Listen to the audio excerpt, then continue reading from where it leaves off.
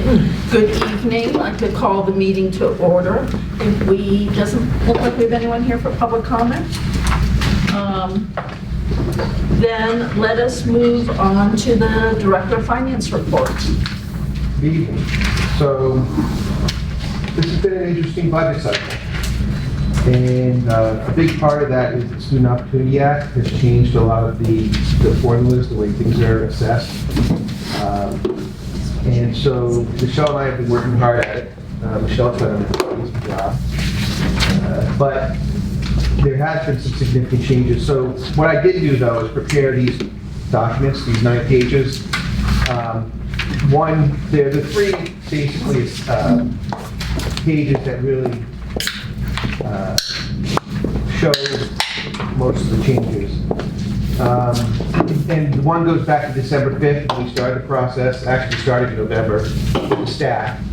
But version 1.3, you'll recall, we started off with a 9.18 operating increase and a total increase of 15.33%. And then we have version 2.1, which was presented to the FinCom last week. And by that point, we had gone through so many versions, we had gotten the total subtotal for operating budget down to 7.76, but we still hadn't had the governor's budget to find out Chapter 78 and mission transportation. So the most recent version is the top version.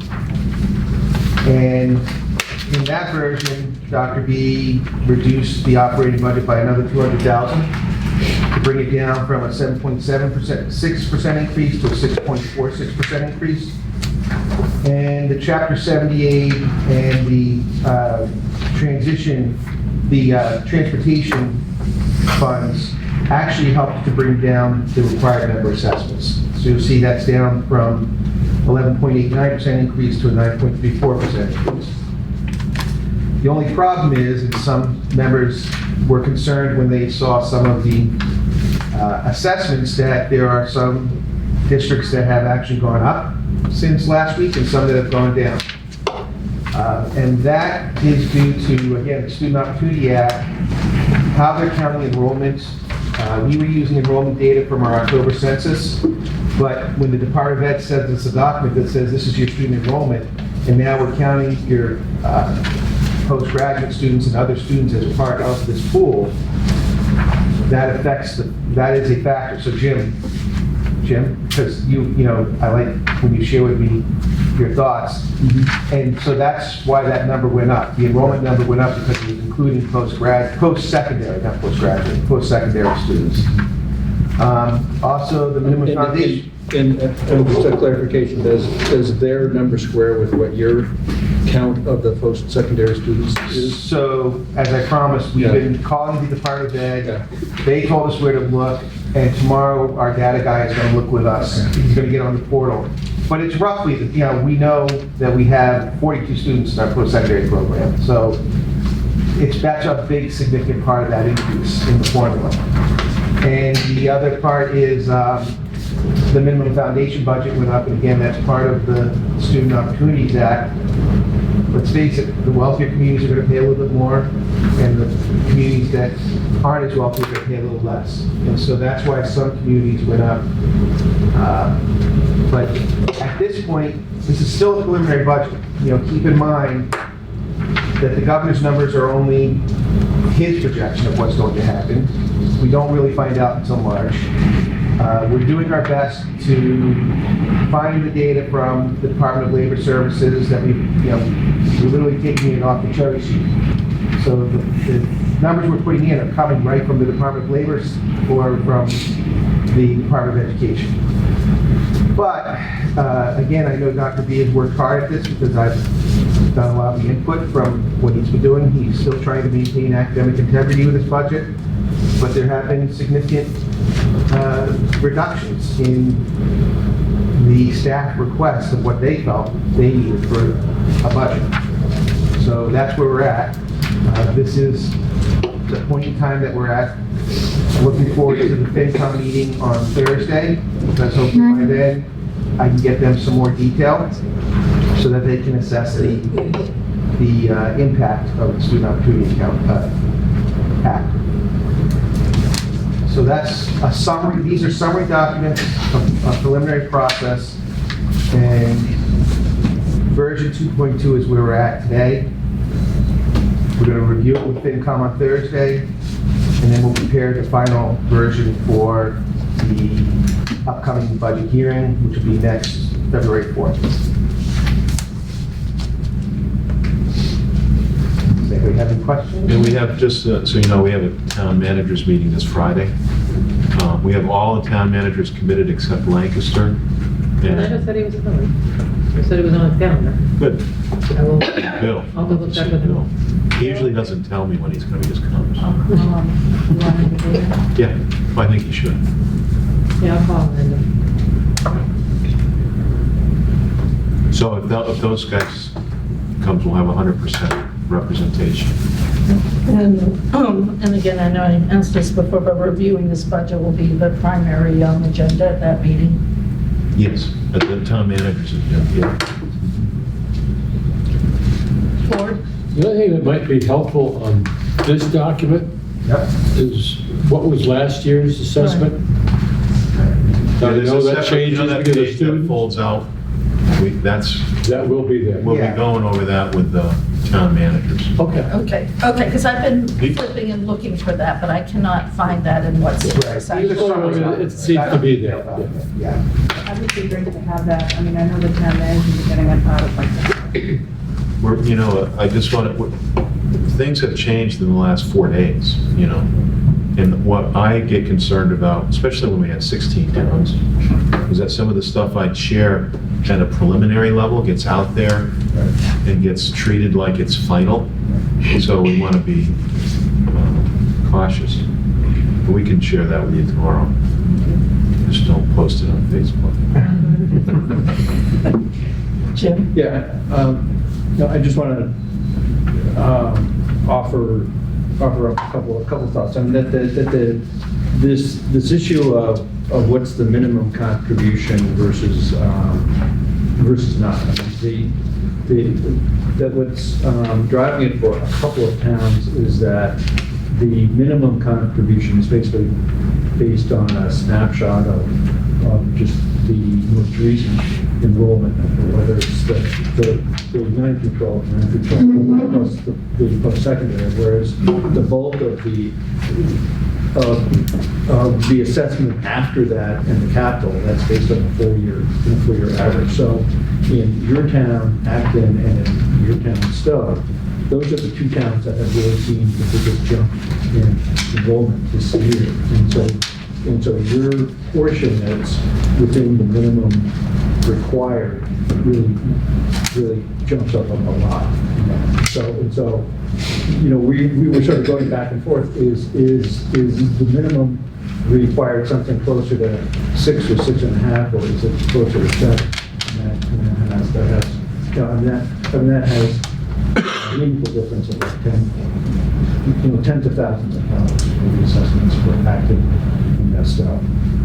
And then I guess I just want to ask Ed, if you can sort of summarize what were the cuts or changes between the 2.1 and 2.2, and could you manage to get 250,000 out? I had to look at my notes because Okay. I went through it very detailed. It was, yeah, 254,000 I cut since we met the last time. I trimmed some of the health insurance, I think, just a small amount. I cut, you entered it, I Yeah, can't some remember of the- everything. a lot of the budget supplies, those sort of supply items, we looked at them a little more closely, looked at what they had spent last year. You know, there were requests, I mentioned, you know, Oh, yeah, and the other thing that impacted my ability to do that was that freshmen selected their shops. Okay. So I could see where there was over enrollment or maximum enrollment and where there was under enrollment. And I made some transitions there accordingly. I cut the mechatronics teacher to 0.5. Okay. That was From full 1.0. Oh, I cut the I cut the assistant director of CTE to .5.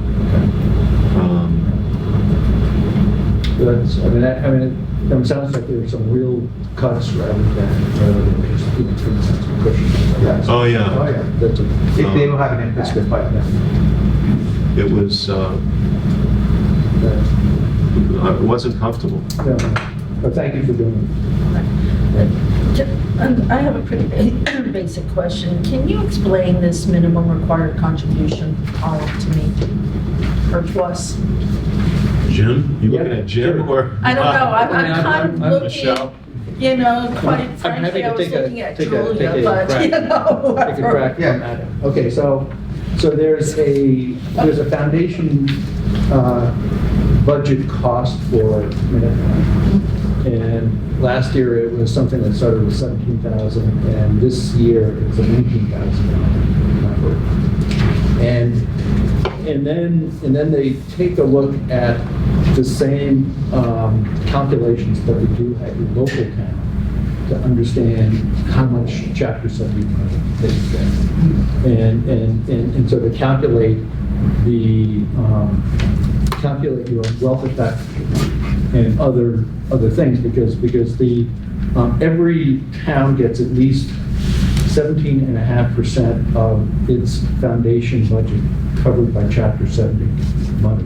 And so that's what Dover gets and a few more. Whereas a town, I think the town that has the lowest share of our 9 towns here is Lancaster, and it's probably around 68 or 70%. So, and so they use those formulas that they're working within the within your own towns, the 9 towns, and they take that percentage and multiply it by that foundation rate, and that basically comes up with what the minimum share for each town is, and that's why the minimum required contribution, Dover pays relatively more than Lancaster does because it's carrying forward that Chapter 70 calculation, and it's capped off by that $19,000, whereas our full cost per student is closer to 30,000, 28,000, and so the other piece covers that. Thank you. Yep. Good explanation. Other questions for Bob or Jim? Or Ed or anyone else?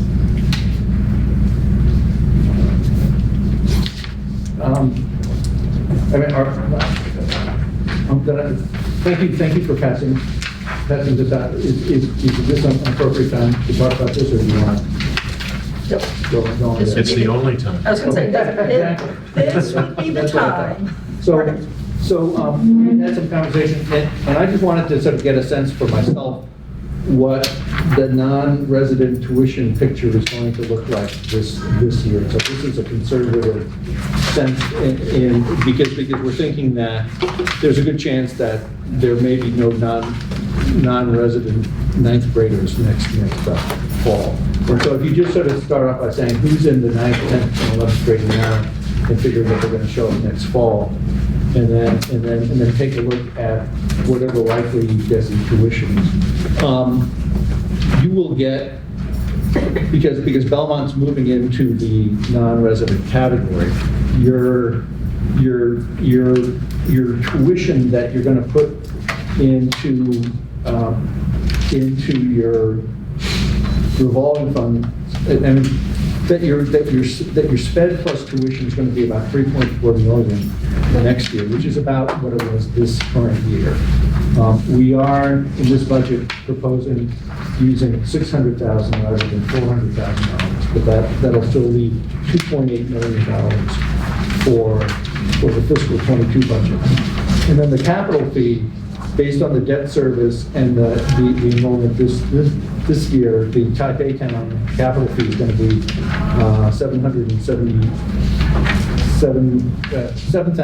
$7,775. And the type B fee is going to be $7,500. of that. And so you are sort of, projected to collect about 1.1 million in capital fee next year,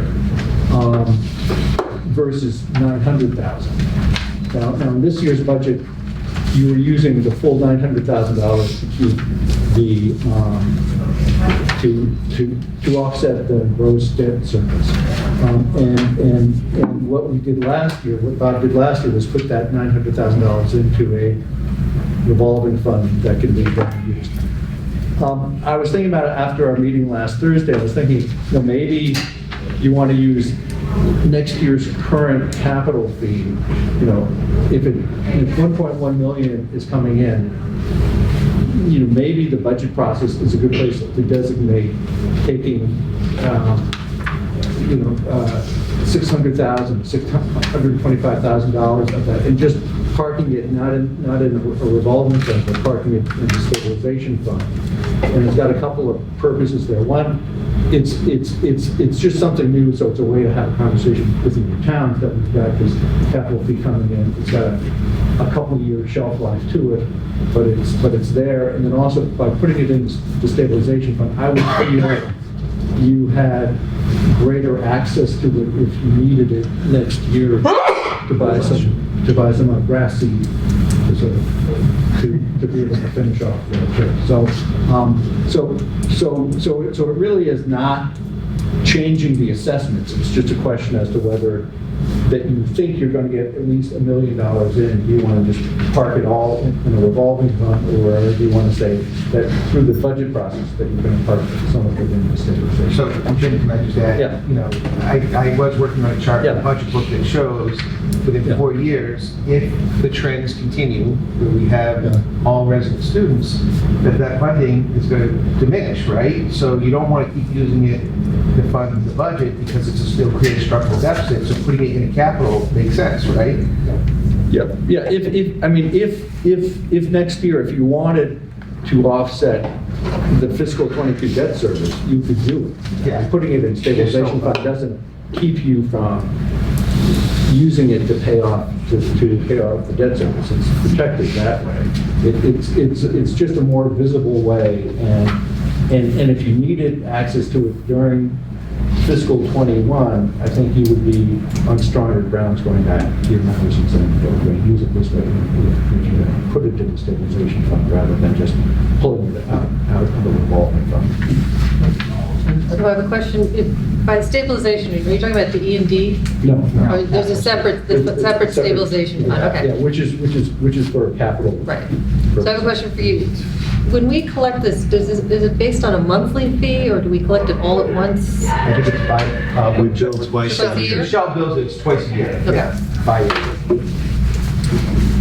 I think it's March, is it February and May?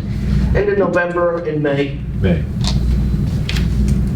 And if they don't pay, I get all kinds of fun things I get to do. He has a bunch of baseball bats in his office, and he just drives So over. we haven't had a conversation about it. Just wanted to toss about, we'll probably talk about it on Thursday if you want to put it into the vote on that. So I have, given what we kind of continue to learn about closing out the construction project and the athletic fields, having a stronger stabilization fund, whether we use it or not, just seems to be sensible. And if you the thing that's really dawning on me, and I'm hoping to make sure that it dawns on the town managers, is that we're not going to have any out-of-district revenue in 4 years. So what can we do now to get the kind of, facilities in place and start, I don't want to say, well, start understanding our efficiencies better, utilizing our revolving funds and the enterprises that are in there better to offset assessments to the maximum amount that's allowable, not having to go to towns to borrow more money. That stabilization fund is your decision. We set it up 3 or 4 years ago, and precisely for what we've used it for, because we knew the equipment formulas that the MSBA has are inadequate to fund a vocational school. We were fortunate in that time to beef up the stabilization fund and at the same time receive some state grants. So we've got a $500,000 or $600,000 in the stabilization fund right now. If we're able to add 600, we got 1.1 million. If we see next year at this time that we're going to need another million and we're collecting $1 million, school district has the capacity to just put that in the stabilization fund. So it gives you flexibility. And Jim brought me through a learning curve with it. I don't think our town managers, as well as us, really need to understand what the loss of the out-of-district tuitions means to us in the long run. And, you know, in particular, Belmont leaving now, I think the question could come up, what is that going to cost us? 1.6 million. And I think that kind of education process needs to take place. It's a different, yeah, it's so different. Because, you know, everybody's saying, oh, we want to have 100% in district. You got it. Well, we Watch got out it now, what you wish watch out what you ask for, and so I think constant education of this committee as well as our town managers is important. Plus, the managers, most of them are less than 2 years in their jobs now, Right. so. And they're clueless. Yes, man. I'm not gonna say that. Well, but they are. I mean, ours. Well, they don't have the history, you know, that Carl did certainly in Lexington. I think the longest serving one besides Don and Bill is Adam Yeah, Chapdelaine. so just thinking, yeah. Bill's last year. In our conversations, when we were developing the new regional agreement and then moving ahead with the building, and then when Belmont left and we had to rethink whether we want to move forward or not, everyone at that time was aware that there'd be a challenging transition period. But now that has been accentuated by the new regs from the state, by the fact that we may be full, and by Belmont leaving. So even though they know, the people who were there knew that this was happening, and they voted to move forward with it anyways, and we can remind them of that. We weren't shy about talking about these things. You have to understand that some of these issues are going to be worse in the short term because of those things, like the new state regs, Belmont leaving, and being a full school, which was what everybody said, we want to be a full school. We don't want anybody to have a discount. I said, you got your wish, that's what you wanted. And remember, a smaller school. And we said, if we made the 800 student school, the per student cost would be less. And that was one of the things, the decisions that we talked about. Remember that? We said the 800, 600, 400. When I was the pros and cons, I said I'd never vote for 400. Most people here said they'd never vote for 400. It was a dumb idea. We sold ourselves to the devil. 600 and 800, we didn't have enough support to go beyond 600. They would have said no. So that's at 800, they would have said no. So we went for 600. The big surprise is how fast we're going to full enrollment. That was a surprise, that even in my, strangest thought process, I did not think that transition would be so fast. None of us did. Oh, I did. That's not true. You did. I figured it was Well, 2 years, well, maybe 3. Right, well, I think just for the sake of this discussion, I mean, I think that you're absolutely right. Continued discussions about what the impact of full enrollment means is something that we absolutely need to be having, not only with the town managers, but with this committee, so that we understand that. We have the size of the school that we do right now. We have all of the factors that are influencing our budget, and I think that for many, if not most of us, our towns understand that. They understood it when we were building this building. They understood it then. Right. I think given that, I also want to say, I also appreciate Ed and Bob and the finance committee's work to try and trim where we can trim. Because I do think it's important that we show that we are sensitive to the budget impact on towns and that we make cuts where we can make cuts, knowing that we have that quadruple impact that Bob started with at the beginning. So I appreciate the work to do that. If there's any more ability to do that without impacting the quality of our education, I would encourage us to continue to do that. And the other thing I want to add is, that said, our communities, I think, at least the few that I talk to, are very excited about our enrollment and Yes. where it's coming from. I mean, so that is a huge plus, and I think some of the pain is being absorbed by, isn't this great, what's happening in the schools? Exactly, and a lot of focus. Any final comments on the budget? Okay, then, can we have a motion to adjourn? No? No? Oh, no, we don't need to do that. That we have to do. Never mind that. I keep thinking we have to adjourn and then reconvene, and I'm sorry, I can't get that through my head.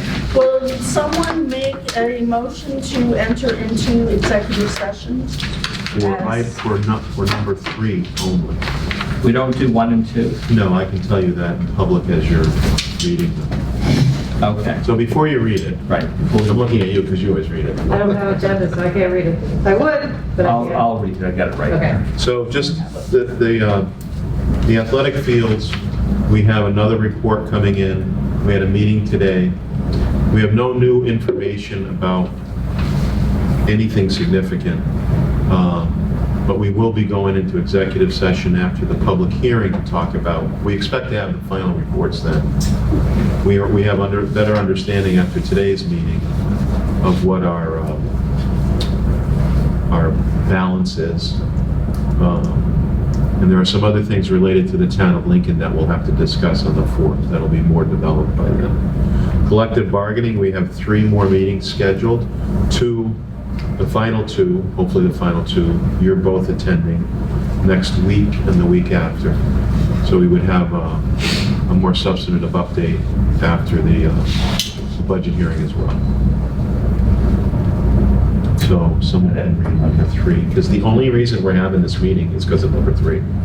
I move, this is painful for me, to enter an executive session for this reason: consideration and action regarding open meeting law complaint, followed by David Mangeras, possible executive session pursuant to Purpose 1, MGLC 30A S21 A1, to consider complaint against a public officer of officers, and pursuant to Purpose 7, MGL, Chapters 30A, Section 21A7, to comply with or act under the authority of the Massachusetts general law by receiving legal advice from counsel protected from disclosure under Massachusetts general law in connection with such OML complaint, and may not return to open session. Who will be remaining with us?